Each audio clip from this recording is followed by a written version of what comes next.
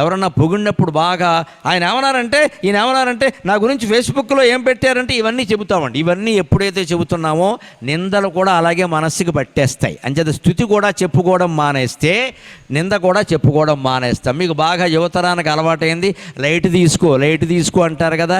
దుఃఖాన్ని లైట్ తీసుకో. ఎవరికైనా కష్టం పరీక్ష పోయింది అనుకోండి, లైట్ తీసుకోమని చెబుతాం మనం. ఎవరికైనా ఫస్ట్ ర్యాంక్ వచ్చింది అనుకోండి, మీరు ఏం చేయండి వాడి దగ్గరికి వెళ్ళి లైట్ తీసుకోమని చెప్పండి. వెంటనే వాడు కోపడతాడు. నాకు ఫస్ట్ ర్యాంక్ వస్తే లైట్ తీసుకోమంటావా? తీసుకో, రేపొద్దున మళ్ళీ ర్యాంక్ రాకపోతే గుండెపోటు వస్తుంది ఆయన, అందుకని లైట్ తీసుకో, గర్వపడకని చెప్పాలి. సుఖాన్ని లైట్గా తీసుకున్నవాడే దుఃఖాన్ని కూడా లైట్గా తీసుకోగలడమ్మా. రామచంద్రమూర్తిని పొద్దున్న పిలిచి పట్టాభిషేకం అన్నారు. ఎగరలేదు, గంతేయలేదు, ఏలయ్యలేదు, అనలేదు. ఫ్రెండ్స్ని పిలిచి పార్టీ పెట్టలేదు, ప్రెస్ మీట్ పెట్టలా. తండ్రికి నమస్కారం చేసి, తండ్రి మీరు పెద్దవారయ్యారు, మీ బాధ్యత నాకు అప్పగిస్తున్నారు, మీ ఆజ్ఞ అన్నాడు. ఇంతే, సింపుల్, ఒకటే మాట, మీ ఆజ్ఞ.